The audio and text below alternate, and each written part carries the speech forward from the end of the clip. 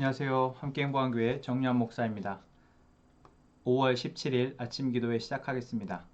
사무엘상 6장 1절에서 7장 2절의 말씀입니다. 주님의 개가 블레셋 사람의 지역에 머무른 지 7달이 되었을 때의 일이다. 블레셋 사람들이 제사장들과 점쟁이들을 불러놓고 물었다. 우리가 이스라엘 신의 궤를 어떻게 해야 좋겠습니까?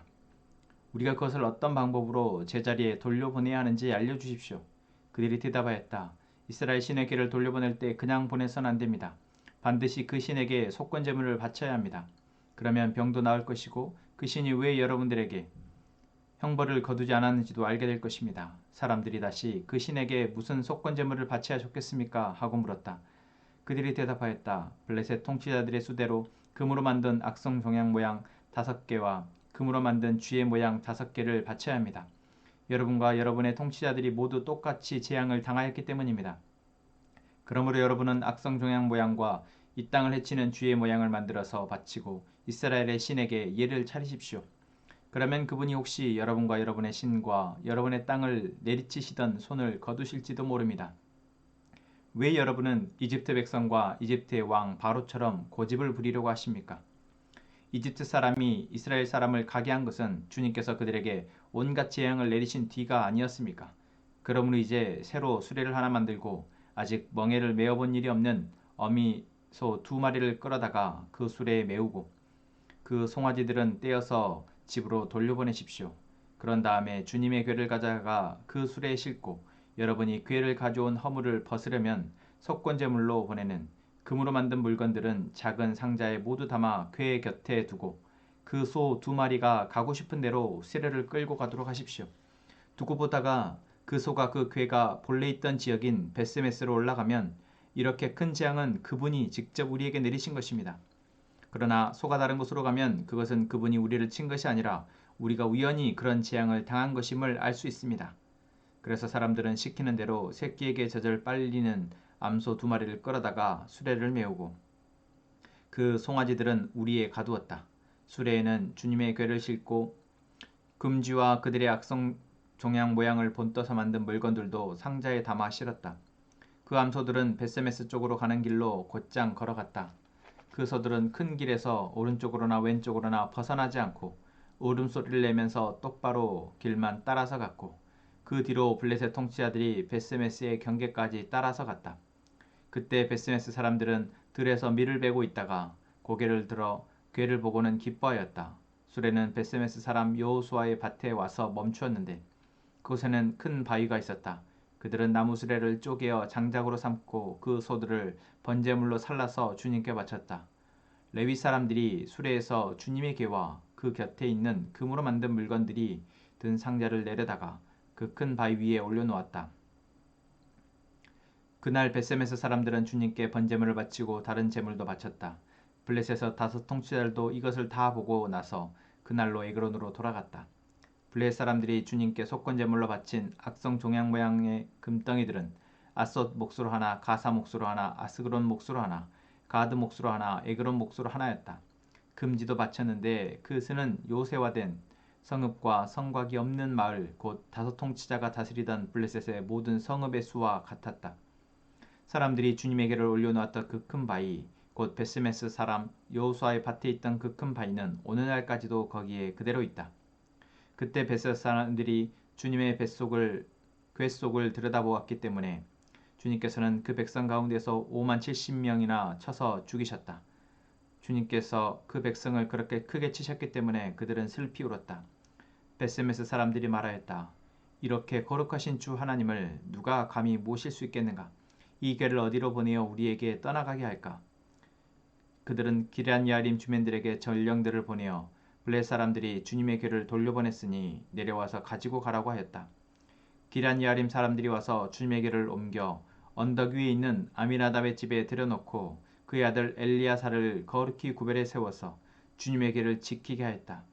궤가 기럇야림에 머문 날로부터 약 20해 동안 오랜 세월이 지났다. 그 기간에 이스라엘의 온 족속은 주님을 사모하였다. 아멘. 오늘 우리는 사무엘상 6장부터 7장 2절까지의 말씀을 통해서 이스라엘 백성들에게 빼앗겼던 하나님의 언약궤가 다시 돌아오는 과정을 보게 됩니다.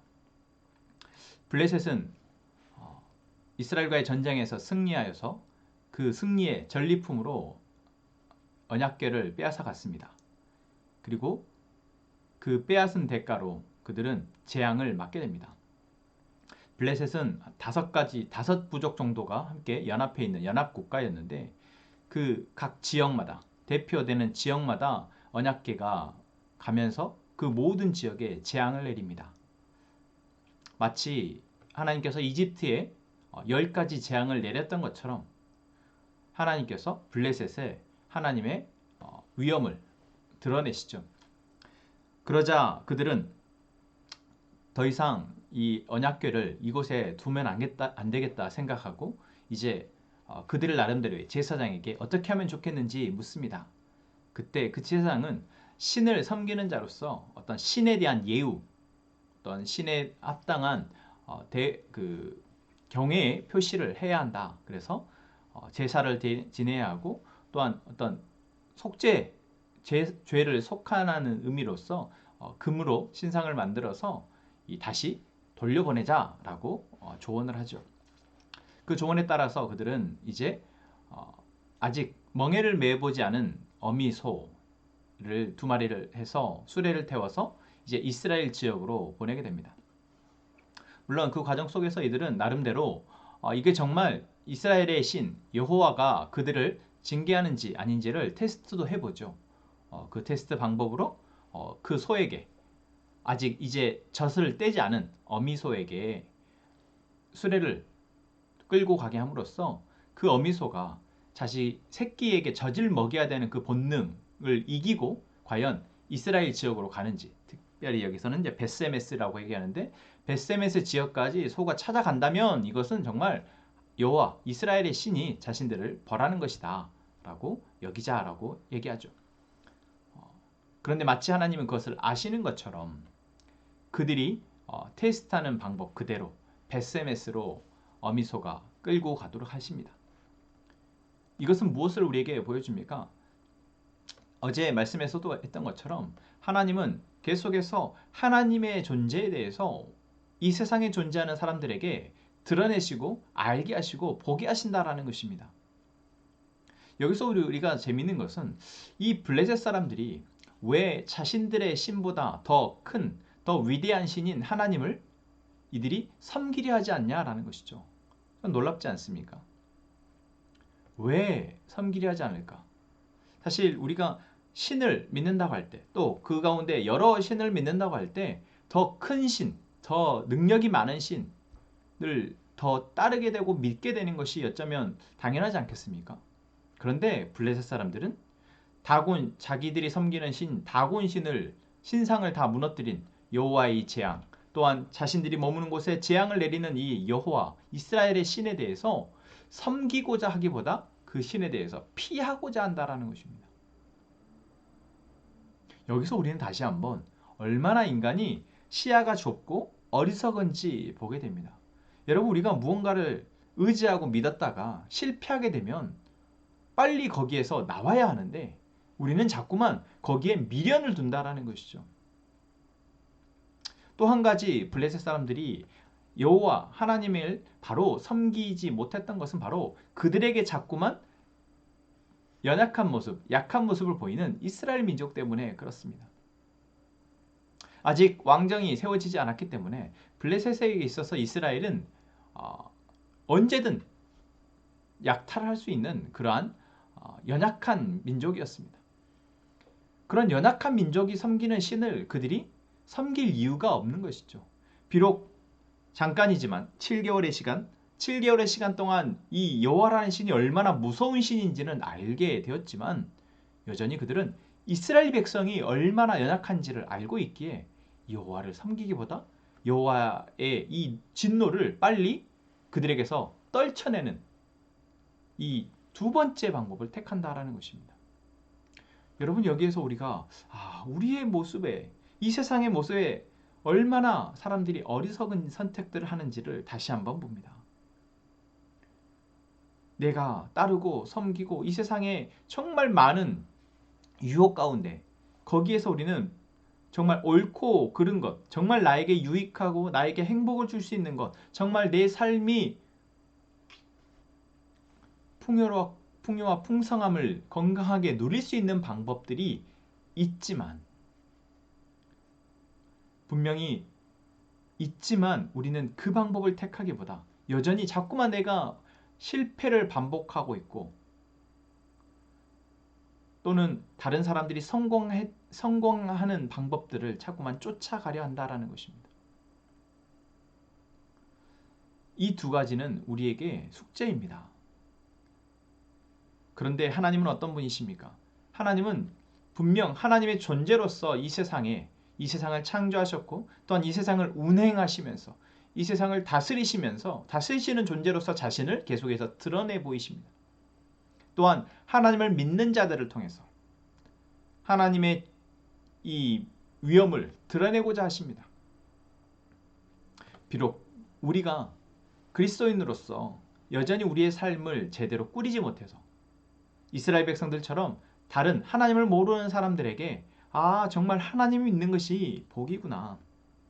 내가 이제 다른 신을, 다른 이 세상에 추구할 것들이 아닌, 내가 지금까지 추구해왔던 것들이 아닌 하나님을 믿고 의지하며 살아가야겠다라고 결단, 뭔가 생각의 전환을 하도록까지 우리가 만들지는 못하지만, 하나님은 계속해서 하나님을 드러내시고 계시다라는 것. 여러분, 우리가 그 사실을 믿고 이제 우리의 이 맡은 바 역할, 하나님의 백성으로서의 우리에게 맡겨진 그 시간들을 잘 살아내는 것, 여러분, 그것이 우리에게 정말 중요한 것 같습니다. 또한 오늘 이제 이 블레셋 사람들이 언약궤를 베스메스 지역으로 옮기는데, 그 베스메스의 지역에 있던 사람들이 이제 그것을 보고 처음에는 함께 같이 제사를 지내지만, 그곳에서 언약궤의 내용물을, 궤 속을 들여다보고 결국 하나님 앞에 죽임을 당합니다. 그 숫자가 5만 70명이라고 성경은 기록하고 있습니다. 물론 여기에서 이 5만이라는 것은 번역상에서 5만이 아니라 70명 정도, 그 언약궤를 같이 살펴봤던 그 주변에 있는, 그래서 70명이 더 정확하다라고 할 수 있겠지만, 어쨌든 이 이스라엘 백성이 왜 이렇게 죽냐라는 것입니다.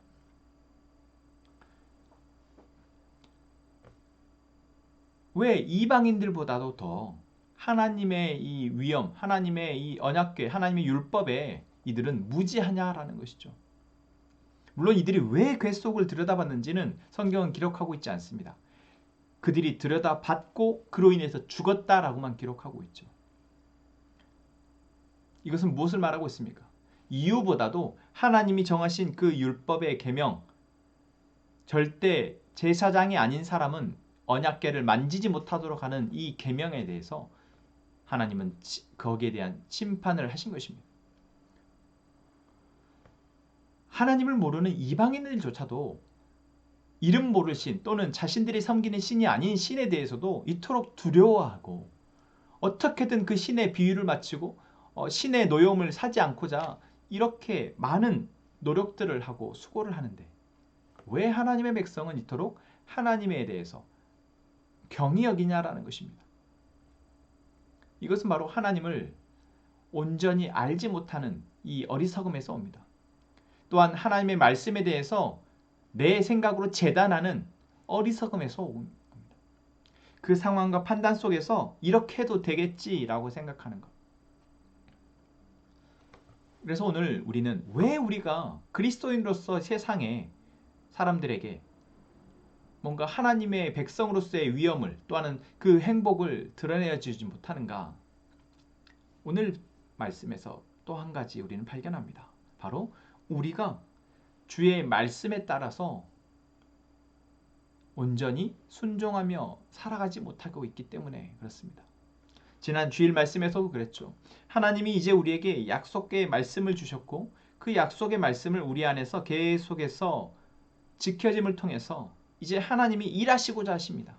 하나님은 우리를 정말 이 세상에 돋보이는 존재로, 그 누구보다 빛나는 존재로 살아가도록 하시고자 하고, 또한 우리를 통해서 많은 사람들이 하나님을 믿도록 하고자 하시지만 우리가 그 하나님의 말씀을 경히 여기면, 하나님의 존재에 대해서 경히 여기면 우리는 하나님을 모르는 사람들에게 비웃음을 사고 오히려 하나님이 그들로 하여금 믿을 만한 신이 아니게끔, 하나님이 그들의 삶에서 필요하다고 여기지 않게끔 우리가 그렇게 악한 도구로 사용되어진다라는 것입니다. 오늘 이 블레셋 사람들과 이 베스메스 사람들의 모습을 보면서 여러분, 우리는 하나님의 우리에게 주시는 메시지를 볼 수 있기를 원합니다. 하나님을 경외하는 것. 우리는 너무 익숙하게 하나님을 예배해왔기 때문에 내가 경외한다 라고 생각하지만 사실 우리는 여전히 하나님을 온전히 그분께 영광을 돌리고 경외하기에 너무나도 하나님을 모르고 있고 하나님 앞에 겸손하지 못하다라는 것. 여러분, 이 시간 우리가 주 앞에 무릎 꿇고 기도하는 시간 저희가 되기를 원합니다. 함께 기도하겠습니다. 하나님, 오늘도 우리는 하나님 앞에 기도합니다. 우리에게 주의 말씀을 듣게 하시고 기도할 수 있는 은혜 허락하시니 감사합니다.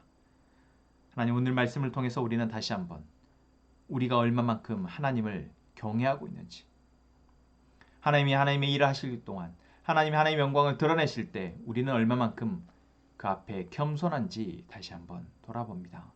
주여, 우리로 오늘도 주님 앞에 겸손하게 하여 주옵소서. 주님의 영광 앞에 우리가 엎드려 주의 앞에 순종하게 하여 주옵소서. 그래야 하나님께서 우리를 부르신 그 거룩한 자로서의 사명을 감당하며 살아가게 하여 주옵소서. 하나님, 함께 행복한 공동체를 위해서 기도합니다. 하나님, 우리 공동체 안에 속한 모든 가정이, 모든 구성원 각각의 가족들이 하나님 주의 말씀으로 풍성한 삶을 누리게 하여 주옵소서. 더 나아가 우리뿐만 아니라 우리 이웃, 우리의 형제, 우리의 가족들도 우리를 통해서 아름답게 변화시켜 주옵소서. 하나님, 승일 형제와 인형 자매 그리고 혜랑이 가정을 위해서 기도합니다. 하나님이 가정의 인도자이시며 보호자 되신 하나님, 이 가정을 살피시며 이 가정을 통해서 하나님의 놀라우신 위엄을 드러내실 하나님, 그렇게 하여 주옵소서. 그러도록 이 가정에 하나님의 능력을 덧입혀 주옵소서. 하나님, 우리 각자가 기도의 제목을 가지고 하나님 앞에 기도할 때 하나님, 우리의 목소리를 들으신 하나님, 우리에게 하나님의 음성을 들려주시며 하나님의 뜻을 알게 하시고 이제는 세상의 소리들과 분별하게 하셔서 하나님의 뜻이 이루어지기를 위해 기도하게 하여 주옵소서. 하나님, 우리가 기도할 때 하나님의 뜻을 이루어 주시옵소서. 예수님의 이름으로 기도합니다. 아멘.